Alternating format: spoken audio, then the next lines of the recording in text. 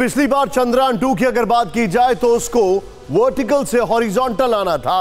अगर मैं scientific terms में बताऊं तो उसको 90 डिग्री का टर्न लेना था वो, लेकिन वो ले कितने डिग्री टर्न ले गया जानते हैं आप? 410 डिग्री।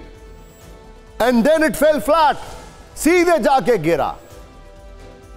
यहां तक की प्रक्रिया में सब कुछ आसानी से है पूरी हो जाएगी लगता है, लेकिन इसके बाद जो होगा वो और भी ज्यादा चैलेंजिंग होगा। इसके आगे की कहानी इस रिपोर्ट में देखिए।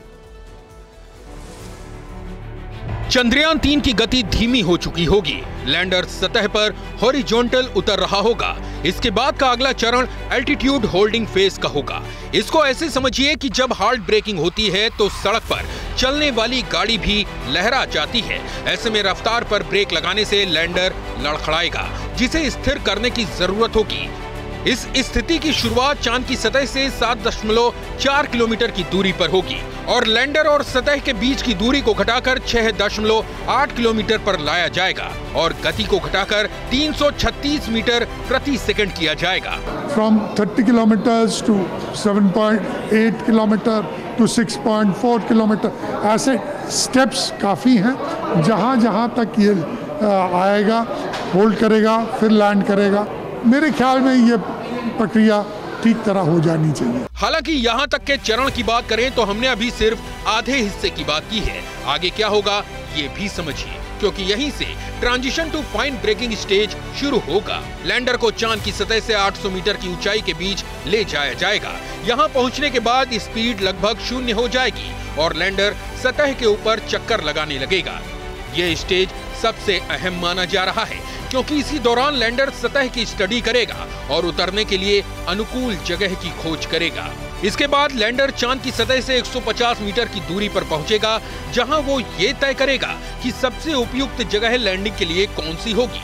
ये जो चल रहा है ये स्पेसक्राफ्ट, ये भी हॉरिजॉन्टल है। अभी उसको मैनूवर करना है वर्टिकली। हॉरिजॉन्टली तो लैंड नहीं कर पाएगा, वर्टिकली आएगा।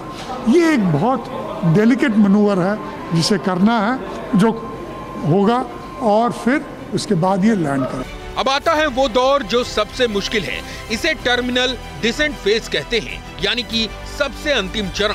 इस दौरान लैंडर 150 मीटर की ऊंचाई से धीरे धीरे नीचे जाएगा। जब वो 10 मीटर की ऊंचाई पर पहुंचेगा तो रफ्तार काफी कम हो चुकी होगी।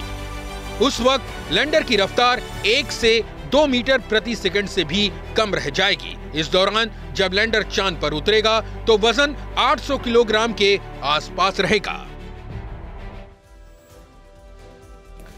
इस बार कुछ खास चीजें की गई हैं। मिसाल के तौर पर 12 इंजन होंगे जो कंट्रोल करेंगे स्पीड को, रोटेशन को, रेवोल्यूशन को। ये सारी चीजें बड़ी ध्यान से सोच कर रखी गई हैं। उसमें जो लेग्स हैं उनके ऊपर काफी दारोमदार होगा, उनकी भी संख्या बढ़ाई गई है। हमने 19 मिनट के इस फाइनल प्रोसेस को समझने के लिए एक एनिमेशन भी तैयार किया है। आखिर के 19 मिनट में क्या होगा, यह पूरी प्रक्रिया आसानी से समझ में आ जाएगी आपके। जरा ध्यान से देखिए। आप इस एनिमेशन में सबसे पहले रफ ब्रेकिंग फेज को देख रहे हैं। लगभग 690 सेकंड का होगा, यानी 11 मिनट 50 सेकंड का। इस दौरान लैंडर लगभग 1.68 किलोमीटर प्रति सेकंड की तेजी के साथ यात्रा कर रहा होगा। इसे घटाकर 358 मीटर प्रति सेकंड पर लाया जाएगा। सेकंड्स का मामला। इसके बाद लैंडर की रफ्तार को कम करने के लिए 4 इंजन फायर किए जाएंगे। फिर शुरू होगा एल्टीट्यूड होल्ड फेज। इसकी शुरुआत सतह से 7.4 किलोमीटर की दूरी पर होगी। यही वो फेज है जब चंद्रयान 2 का सारा मामला बिगड़ गया था। यही वो फेज है। लैंडर और चांद के सतह के बीच की दूरी को घटाकर 6.8 किलोमीटर की जाएगी। इस दौरान लैंडर की गति को और घटाकर 336 मीटर प्रति सेकंड किया जाएगा। फिर बारी आएगी फाइन ब्रेकिंग फेज की। लैंडर को सतह से 800 मीटर की ऊंचाई के बीच ले जाया जाएगा। यहां स्पीड लगभग 0 हो जाएगी और लैंडर वहां मंडराने लगेगा। लैंड करने के लिए अनुकूल जगह की खोज करेगा। इसके बाद बारी होगी टर्मिनल डिसेंट फेज की। लैंडर 150 मीटर की ऊंचाई से धीरे धीरे नीचे जाएगा और जब वह 10 मीटर की ऊंचाई पर पहुंचेगा तो उसकी रफ्तार काफी कम हो जाएगी।